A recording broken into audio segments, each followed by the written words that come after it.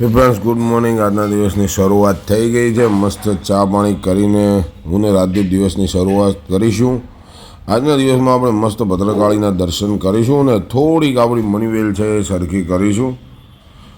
હવે ઘણી બધી મોટી થઈ ગઈ છે અને બધું ભેગું થઈ ગયું છે। આને વ્યવસ્થિત આપણે સેટ કરવાની થાય છે। એકદમ ઓકે કર્યા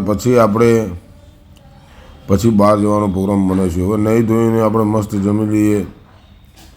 જમવામાં દાળ થેપલા ભાત જમવામાં મજા આવે એવું છે। આજે બહુ ખવડાઈ જશે એવું લાગશે, પણ આજે ક્યાંય જવાનો બહુ પ્રોગ્રામ નથી।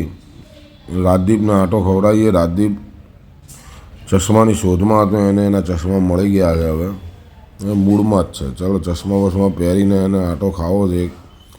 અને રવિવાર છે તો બીજો કોઈ આયોજન છે નહીં, એટલે હવે આપણે સાંજે મસ્ત હું ને રાજદીપ બંને આવી ગયા છે ભદ્રકાળી માતાજીના દર્શન કરવા। તમે ના કર્યા હોય તો આજે કરી લો ભદ્રકાળી માતાના દર્શન। આ ત્યાંનો કિલ્લો છે મસ્ત, આ છે માતાજીનું મંદિર અને ત્યાં દેખાય છે જે માતાજીની મૂર્તિ।